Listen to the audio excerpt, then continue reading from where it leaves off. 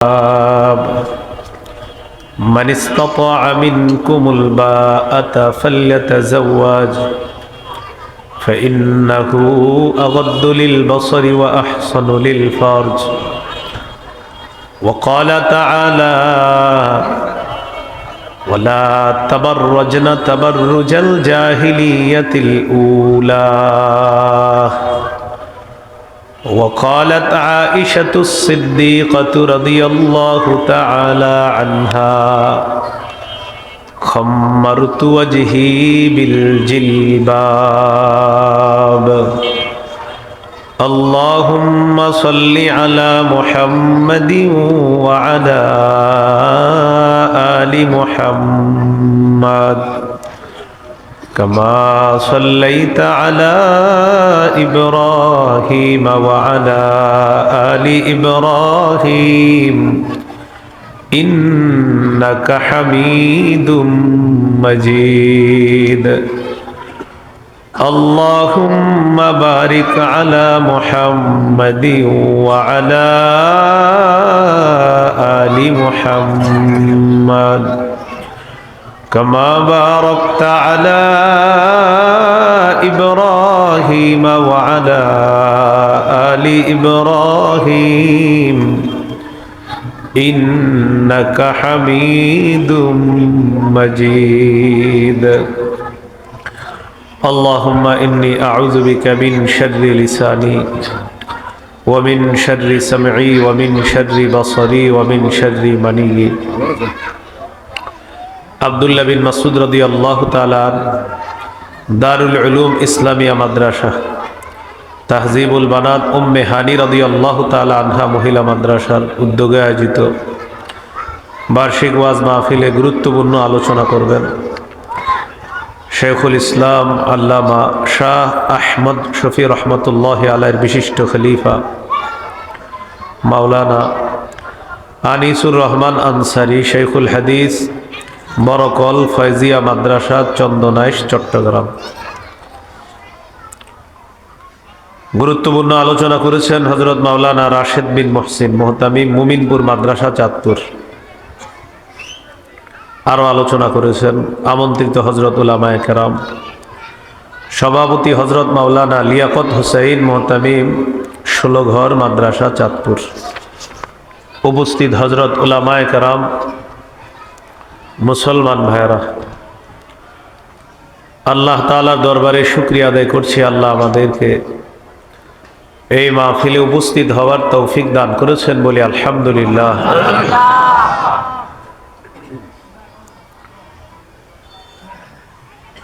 আমি আপনাদের সামনে পবিত্র কোরআনের কয়েকটি আয়াত তেলাওয়াত করলাম।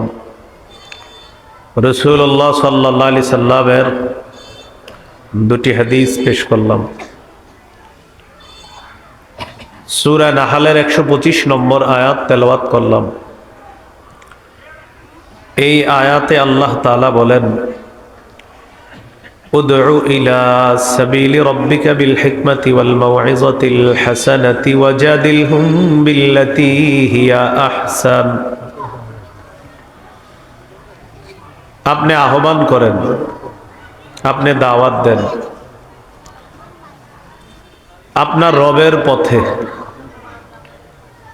বিল হিকমা কৌশলে, ওয়াল মাউইযাতিল হাসানা উত্তম ওয়াজের মাধ্যমে, সুন্দর ওয়াজের মাধ্যমে। তাহলে পুরাটার অনুবাদ দাঁড়াইল, আপনি আপনার রবের পথে আহ্বান করেন, দাওয়াত দেন কৌশলে এবং উত্তম ওয়াজের মাধ্যমে।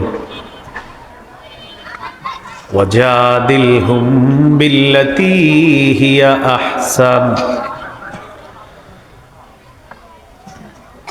এবং আপনি তাদের সাথে উত্তম পন্থায় বিতর্ক করেন। ইন্না রাব্বাকা হুয়া আ'লামু বিমান দাল্লা আন সাবিলিহি, আপনার রব অধিক অবগত বিমান ওই ব্যক্তির ব্যাপারে, দাল্লা আন সাবিলিহি যে তার রাস্তা থেকে পথভ্রষ্ট হয়ে গিয়েছে, বিচ্যুত হয়ে গিয়েছে, তার সম্পর্কে আপনার রব অধিক অবগত। ওয়া হুয়া আ'লামু বিল মুহতাদিন। এবং যারা হেদায়েত প্রাপ্ত তাদের সম্পর্কে আপনার রব অধিক অবগত। এই হলো সূরা নাহালের 125 নম্বর আয়াত। তো আল্লাহ তাআলা বলেন উদউ, আপনি দাওয়াত দেন। এই উদউ এটা হলো আরবি ব্যাকরণে বলা হয় ওয়াহেদ মুজাক্কার হাজির এর সিগা, এটাকে বলা হয় আমরে হাজির। আচ্ছা, কতগুলা না আপনার উদউ, আপনি আহ্বান করেন। এই উদউর ক্রিয়া মূল হলো আদ-দাওয়া, দাওয়াত দেওয়া, আহ্বান করা। দা ইয়াদউ দাওয়া।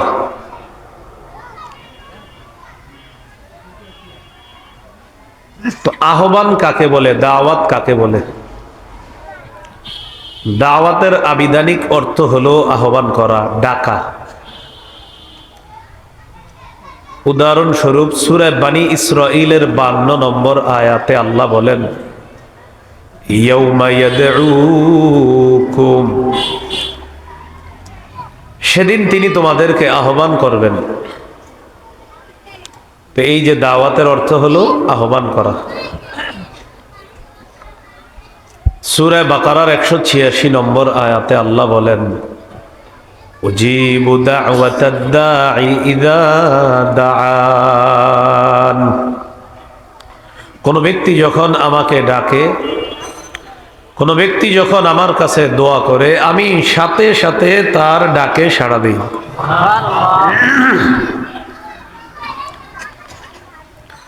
তো দাওয়াত অর্থ আহ্বান করা, ডাকা।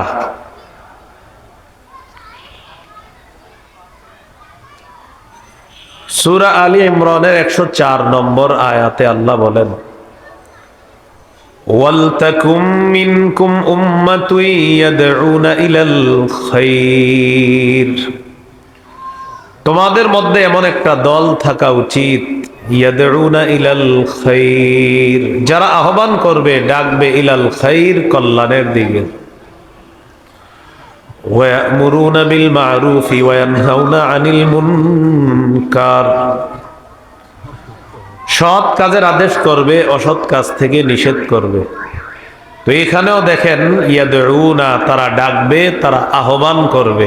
দাওয়াতের অর্থ ডাকা, আহ্বান করা। সূরাতুল কসসের 87 নম্বর আয়াতে আল্লাহ বলেন ওয়াদউ ইলা রাব্বিকা ওয়ালা তাকুনান্না মিনাল মুশরিকিন, আপনি আপনার রবের দিকে আহ্বান করেন, ডাকেন, আপনি মুশরিকদের অন্তর্ভুক্ত হয়েন না। এই যে এখানেও ডাকা, আহ্বান করা, দাওয়াতের অর্থ আহ্বান করা, ডাকা। সূরা হামিম আস-সাজদা 24 নম্বর পারা 19 নম্বর পৃষ্ঠা। সূরা হামিম আস-সাজদা 33 নম্বর আয়াতে আল্লাহ বলেন ওয়ামান আহসানু কাওলাম মিম্মান দাআ ইলাল্লাহ ওয়া আমিলা সালিহান ওয়া ক্বালা ইন্নানি মিনাল মুসলিমিন। ওয়ামান আহসানু কাওলা, ওই ব্যক্তির চেয়ে উত্তম কথা আর কার কথা হতে পারে? দাআ ইলাল্লাহ, যে ব্যক্তি আহ্বান করে আল্লাহর দিকে, তার চেয়ে উত্তম কথা আর কার কথা হবে? ওয়া আমিলা সালিহা, এবং যে ব্যক্তি নেক কাজ করে, ওয়া ক্বালা ইন্নানি মিনাল মুসলিমিন, এবং যে ব্যক্তি বলে আমি মুসলিমদের অন্তর্ভুক্ত। এই আয়াতে আহ্বানকারী দ্বারা 1 নম্বর উদ্দেশ্য মুহাম্মদ সাল্লাল্লাহু আলাইহি সাল্লাম, 2 নম্বর উদ্দেশ্য হলো আল মুআদ্দিনুনা সুলাহা হিনা ইয়াকুলু হাইয়া আলাস সালাহ হাইয়া আলাল ফালাহ, মুয়াজ্জিন সাহেব যখন আজানের মধ্যে বলে হাইয়া আলাস সালাহ, নামাজের দিকে আসো, হাইয়া আলাল ফালাহ, কল্যাণের দিকে আসো। আম্মা জান আয়েশা সিদ্দিকা রাদিয়াল্লাহু তাআলা আনহা বলেন, মুয়াজ্জিনের এই আহ্বানের চাইতে আর কার আহ্বান শ্রেষ্ঠ হতে পারে? তো মুয়াজ্জিন আমাদেরকে আহ্বান করে, ডাকে।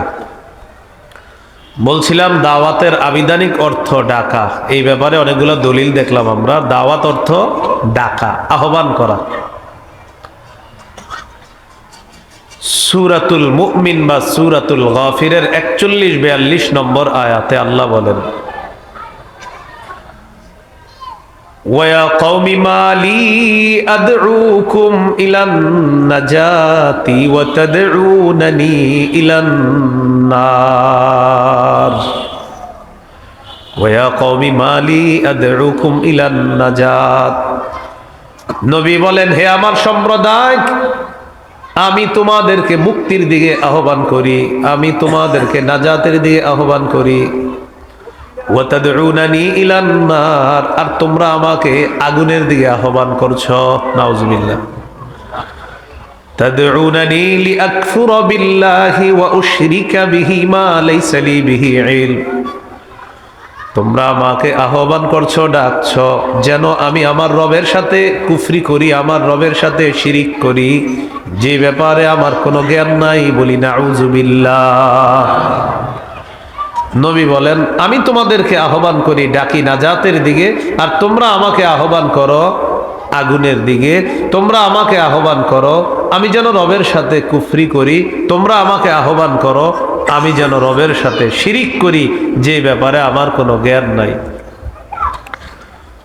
ওয়া আনা আদউকুম ইলাল আজিজিল গফফার, আর আমি তোমাদেরকে আহ্বান করি ইলাল আজিজিল গফফার, মহাপরাক্রমশালী, সবচেয়ে বেশি ক্ষমাশীল রব আল্লাহর দিকে আমি তোমাদেরকে ডাকি। তো বলছিলাম দাওয়াতের অর্থ ডাকা, দাওয়াতের অর্থ আহ্বান করা।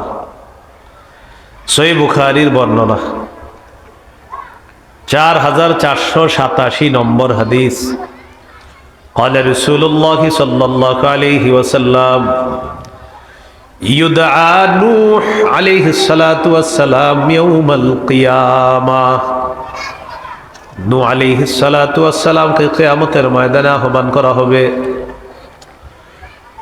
আহ্বান করার পর আল্লাহ তাআলা বলবেন, হাল বাল্লাগতা, ও নূহ পয়গম্বর, আপনি কি আপনার দায়িত্ব পালন করেছেন? আপনি কি জাতিকে আল্লাহর দিকে আহ্বান করেছেন, আমার দিকে আহ্বান করেছেন কিনা?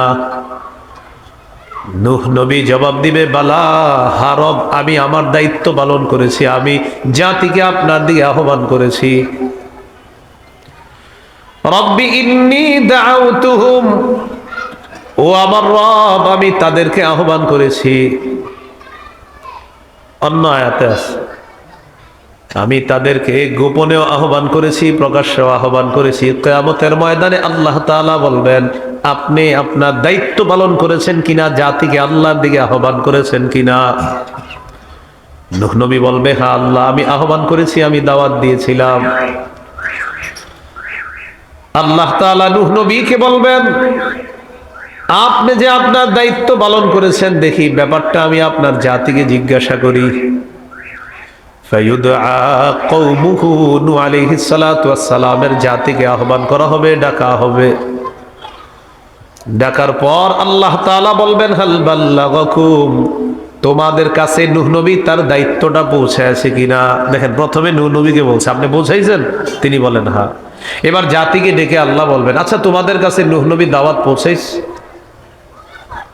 জাতি জবাব দিবে, মা আতানা মিন নাযীর আও ক্বালা মা আতানা মিন আহাদ। আল্লাহ, আমাদের কাছে তো কেউ আসেই নাই, আমাদের কাছে কেউ আসেই নাই, কেউ দাওয়াত দেয় নাই আমাদের। তাহলে কয় পক্ষের কথা শুনলো আল্লাহ? নূহ নবী বললেন দাওয়াত দিছি, জাতি বলল দাওয়াত দূরের কথা, আমার কাছে কেউ আসেই নাই। এবার আল্লাহ তাআলা নূহ নবীকে জিজ্ঞাসা করবেন, মাইয়া শাহাদু লাকা, আপনার সাক্ষী কি? আপনার পক্ষে কোনো সাক্ষী আছে কিনা? আপনি যে দাওয়াত দিয়েছেন, জাতি বলে আপনি দাওয়াত দেন নাই। আল্লাহ তো সব জানে। নূহ নবী বলবেন, আল্লাহ, আমার সাক্ষী হলো মুহাম্মদ সাল্লাল্লাহু আলাইহি ওয়াসাল্লাম ওয়া উম্মাতুহু, আমার সাক্ষী হলো মুহাম্মদ এবং তার উম্মত যারা তারাই হলো আমার সাক্ষী। তা আপনাদেরকে এই পুরো হাদিস শোনানো আমার মূল উদ্দেশ্য ছিল না। মূল উদ্দেশ্য ছিল দাওয়াত মানে ডাকা, আহ্বান করা, এটা বুঝানো। তো ইউদা, আহ্বান করা হবে নূহ নবীকে, নূহ আলাইহিস সালাতু ওয়াস সালামকে ডাকা হবে। তো ডাকা, আহ্বান করা দাওয়াত। তো এই দাওয়াত মানে যে আহ্বান করা, কোরআন আর হাদিস থেকে অনেকগুলা প্রমাণ আমরা জানলাম যে দাওয়াত মানে আহ্বান করা, দাওয়াত মানে ডাকা। দাওয়াতের পারিভাষিক অর্থ শাইখুল ইসলাম ইবনে তাইমিয়া রাহমাতুল্লাহি আলাইহি বলেন, আদ-দাওয়াতু ইলাল্লাহ হিয়া আদ-দাওয়াতু ইলাল ঈমানি বিহি। আমার সাথে একটু বলেন, বলেন আল্লাহর দিকে আহ্বান মানে হলো আল্লাহকে বিশ্বাসের প্রতি আহ্বান করা। আল্লাহর দিকে আহ্বান মানে আল্লাহর প্রতি বিশ্বাস, এই বিশ্বাসের দিকে কি করা? আহ্বান করা। তো আল্লাহর প্রতি বিশ্বাস, এই আহ্বান। তো এখন আমগো আবার নতুন কথা এসে গেছে, বিশ্বাস কি জিনিস? বলেন, কে এসে গেছে কথাটা? বিশ্বাস কি জিনিস? সহিহ বুখারীর বর্ণনা 4777 নম্বর হাদিস। জিবরিল আমিন রাসূল সাল্লাল্লাহু আলাইহি সাল্লামের কাছে আসছে। আসার পর নবীকে জিজ্ঞাসা করলেন, মাল ঈমানু ইয়া রাসূলুল্লাহ, ইয়া রাসূলুল্লাহ ঈমান কি জিনিস? আল্লাহ নবী জবাব দিলেন, আল ঈমান আন তুমিনা বিল্লাহ ওয়া মালাইকাতিহি ওয়া কুতুবিহি ওয়া রুসুলিহি ওয়া লিকাইহি ওয়া তুমিনা বিল বাসিল আখির। নবীজি বললেন মৌলিক 6টা বিশ্বাসের নাম হলো ঈমান। বলেন মৌলিক কয়টা বিশ্বাসের নাম? ঈমান। 1 নাম্বার আল্লাহকে বিশ্বাস করা, 2 নাম্বার আল্লাহর ফেরেশতাদেরকে বিশ্বাস করা, 3 নম্বর আল্লাহর যত আসমানি কিতাব সব বিশ্বাস করা, 4 নাম্বার আল্লাহর সব রাসূলদেরকে বিশ্বাস করা, 5 নাম্বার আল্লাহর সাথে সাক্ষাৎ করবেন এটা বিশ্বাস করা, 6 নাম্বার আবার আমাদেরকে পুনরুত্থান করা হবে, পরের একটা জগৎ হবে, এই পরবর্তী টোটাল জগৎটা বিশ্বাস করার নাম হলো ঈমান। এইগুলার দিকে মানুষকে দাওয়াত দিতে হবে। আপনি এমন অসংখ্য মানুষ পাবেন যারা আল্লাহকে বিশ্বাস করে কিন্তু কবরের জগৎটা বিশ্বাস করে না, এরকম মানুষ পাবেন। বিশ্বাস করে কাকে? আল্লাহকে। কিন্তু অদেখা আরো জিনিস যে আছে, এটাকে যে বিশ্বাস করতে হবে, এটা অসংখ্য মানুষ বিশ্বাস করে না। এমন লোক তালাশ করলে আপনি পেয়ে যাবেন। তো এই জাতীয় লোক যারা আল্লাহকে বিশ্বাস করে কিন্তু কবরে যে আযাব গজব হবে এটা বিশ্বাস করে না। আমাদের দেশে এই সংখ্যা অনেক যারা কবরের আযাব বিশ্বাস করে না। এরা হলো হাদিস অস্বীকারী দল। তারা নিজেদেরকে পরিচয় দেয় তারা শুধু কোরআনের অনুসারী। কিসের অনুসারী? কিন্তু কোরআনও ঠিক মতো পড়ে না, কারণ কোরআনের আয়াতেও আছে কবরে যে আযাব হবে। কোরআনের আয়াতেও আছে কোথায় আযাব হবে, কবরে যে আযাব হবে এটা কোরআনেও আছে। ঘটনা হলো ওই পর্যন্ত পড়ে নেই, গবেষণা চালাইতে 24 নাম্বার পাড়ায় যখন যাবে, সেখানে যাওয়ার পর পেয়ে যাবে কবরেও আযাব হবে। এই জন্য দোয়া করি তাড়াতাড়ি গবেষণাটা 24-এ আসুক, কারণ এখনো গবেষণা হয়তো চালাইতে 24 নম্বর পাড়ায় যায় নাই। তাদের গবেষণা এখনো 21 নাম্বার পাড়ায় যায় নাই, 24 নাম্বার পাড়ায় যায় নাই, 29 নাম্বার পাড়ায় যায় নাই। এই না যাওয়ার কারণে এখনো অনেক কিছুকে অস্বীকার করতেছে। যেমন একদিনে 50 ওয়াক্ত নামাজ আল্লাহ দিয়েছিলেন নবীকে, এটা অস্বীকার করে। কেন অস্বীকার করে? কারণ গবেষণা এখনো 21 নাম্বার পাড়ায় যায় নাই আর 29 নাম্বার পাড়ায় যায় নাই। কবরের আযাবকে অস্বীকার করে কেন? গবেষণা এখনো 24 নাম্বার পাড়ায় যায় নাই। তো যাই হোক, এই বিষয়ে আমার আলাদা বয়ান আছে। কোরআনের আয়াত দিয়ে প্রমাণ করছি এরা যে কোরআনও মানে না। আল্লাহ তাআলা আমাদেরকে ঈমান বিষয়টা সঠিকভাবে বোঝার তৌফিক দান করেন। তো কি শিখলাম? নবীজি বলেন 6 জিনিসের নাম মৌলিকভাবে ঈমান। 1 নম্বর আল্লাহ বিশ্বাস করা, 2 নম্বর আল্লাহর ফেরেশতাদেরকে বিশ্বাস করা, 3 নম্বর আল্লাহর আসমানি সব কিতাব বিশ্বাস করা, 4 নম্বর আল্লাহর রাসূলদেরকে বিশ্বাস করা, 5 নম্বর আল্লাহর সাথে সাক্ষাৎ হবে এটা বিশ্বাস করা, 6 নম্বর আবার আরেকটা জগৎ হবে, পরবর্তী জগৎ। এই জগৎকে বিশ্বাস করা, এই মৌলিক 6টা জিনিসের নাম হলো ঈমান।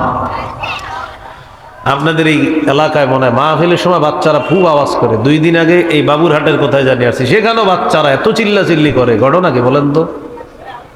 হ্যাঁ, মানে এটা রহস্যটা কি? আনফরচুনেটলি বাবু হাটের আশেপাশেই 2টা ঘটনা। 2 দিন আগে আসছি এক জায়গায়, সেখানেও বাচ্চারা চিল্লাইতেছে, না করতেছি এরপরে চিল্লাইতেছে।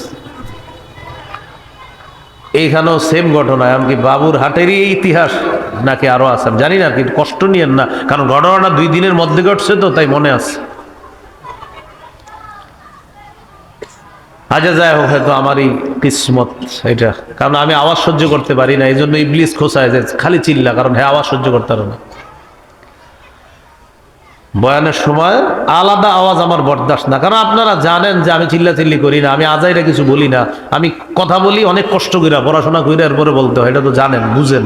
এই জন্য আলাদা কথা আসলে, কারণ আমি যদি চোখ বন্ধ করে মনে করেন কানে হাত দিয়া কতক্ষণ বলতাম, আর আপনারা বলতেন আহারে আহারে, বাস ও আখির দাওয়ানা শেষ। এই জাতীয় ওয়াজ তো আমি পারি না, করিও না। শুধু আবিধানিক অর্থে দেখেন কতগুলো দলিল দিলাম, তো এটা মন দিয়ে যদি না শোনেন বুঝবেন কিভাবে? দাওয়াতের আবিধানিক অর্থে প্রায় 11-12টা দলিল দিলাম। তো আপনি যদি মন দিয়ে না শোনেন তা তো বয়ানটা বুঝবেন না।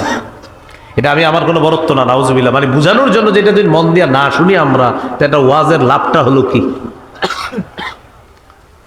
আল্লাহ আমাদেরকে বুঝার তৌফিক দান করেন।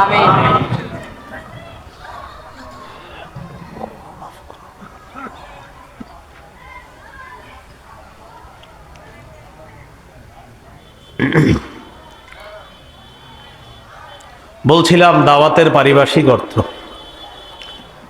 শায়েখ খিজির রহমতুল্লাহ আলাই বলেন, হাসসুন নাসি আলাল খায়রি ওয়াল হুদা ওয়াল আমরি বিল মারুফি ওয়ান নাহyi আনিল মুনকার। দাওয়াতের পারিভাষিক অর্থ হলো মানুষকে উৎসাহিত করা, হেদায়েতের প্রতি উৎসাহিত করা, কল্যাণের প্রতি উৎসাহিত করা, সৎ কাজের আদেশ, অসৎ কাজের নিষেধ প্রতি উৎসাহিত করার নাম হলো দাওয়াত। আমি আপনাকে দাওয়াত দিব, ভাই চলেন হেদায়েতের পথে চলি, এটার নামও দাওয়াত। চলেন কল্যাণের কাজ করি, এটার নামও দাওয়াত। চলেন সৎ কাজের আদেশ করি, এটার নামও দাওয়াত। কয়েকটা মানুষ অশ্লীল সিনেমা দেখতেছে, চলেন তাদেরকে আমরা বাধা দেই, এটার নামও দাওয়াত। মানে আমরা যে গিয়ে বাধা দিব এটাও দাওয়াত, আর আমি যে আপনাদেরকে বলতেছি চলেন আমরা গিয়ে বাধা দিই, এটাও দাওয়াত। বিষয়টা হলো এই যে দেখেন, উনি একটু এদিকে আসেন, আমি ওনারে বলতেছি যে চলেন আমরা 2জনে গিয়ে ওখানে লোকগুলারে বাধা দিই, এই ওনারে যে আমি বললাম এটাও দাওয়াত, আর 2জনে গিয়ে যে বাধা দিব এটাও দাওয়াত। বুঝে আসছেনি কথা? তো শায়েখ খিজির রহমতুল্লাহ আলাই বলেন, হাসসুন নাসি আলাল খায়রি ওয়াল হুদা ওয়াল আমরি বিল মারুফ ওয়ান নাহyi আনিল মুনকার।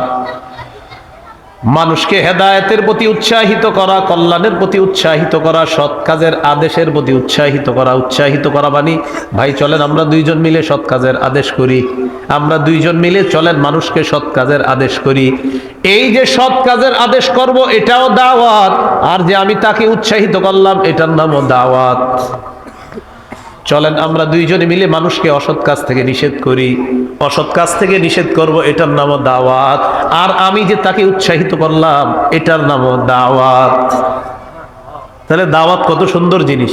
আমি আপনাদেরকে বললাম ভাই চলেন আমরা সবাই মিলেমিশে সৎ কাজের আদেশ করি, এটাও দাওয়াত। চলেন আমরা অসৎ কাজ থেকে নিষেধ করি, এটাও দাওয়াত। এখন আমরা সবাই মিলে গিয়ে এক জায়গায় সৎ কাজের আদেশ করলাম, এটাও দাওয়াত। সবাই গিয়ে এক জায়গায় অসৎ কাজ থেকে নিষেধ করলাম, এটাও দাওয়াত।